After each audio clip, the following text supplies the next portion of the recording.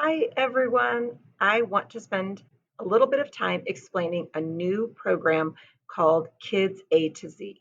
It's a great program for reading. We will use it here at school. Kids can use it at home. And what's nice about it is that it will fit your child's instructional reading level. So they will be reading books that we call a good fit for them. Here, we start off on the Launchpad, and we do not go to Clever. We have talked about going to Clever constantly, and this is the one program you will not go to Clever. So we go to the PHM Elementary Launchpad, find the red reading book, and scroll down just a bit to find Kids A to Z. Once students log into this, initially they will have to put in their teacher's username. So students will need to get that from their teacher if they haven't already. And once they get into their teacher's page, they will see their whole class listed, and they just need to find their name. I'm going to use a student that I set up for this example today. And once they find their name, they click on it, and their password is the password they've used for everything. It's their ID number and PHM. So type in that password that they've been using and hit go. Once students are in, they see these different kinds of spaceships, and they have different titles. Down here, we can send messages to the students. They can watch their stats. A star zone is when they earn stars. As you notice up here, they can go and spend their stars on things.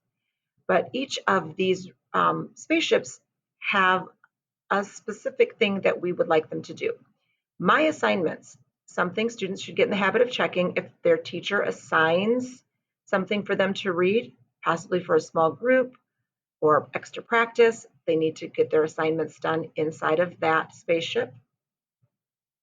The reading room is just another virtual library. So within the reading room, the students have options at the top, how it is organized. They can pick whether it's fiction, they can go to classics, they can go to different topics. But what's nice about the reading room is when students log into a certain area, they do have some options here, but we have it set at a level for your child where they cannot read books that are too easy. We can go down a couple levels and we can go up a couple levels.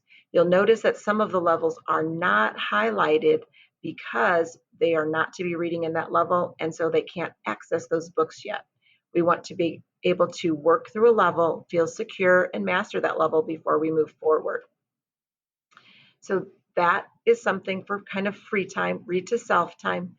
But the one we really want the students to be involved in right now is Level Up.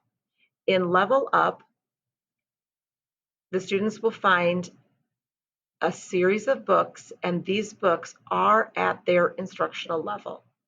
Teachers can move this level if we feel it is not a good fit, but for students to level up or to go to the next level, they need to read all of these books and take the quizzes before they can move up a level. You can see that on the bottom of the books are some icons. The icons indicate that the students listen to the book, then they have to read it independently, and they take a mini quiz on it.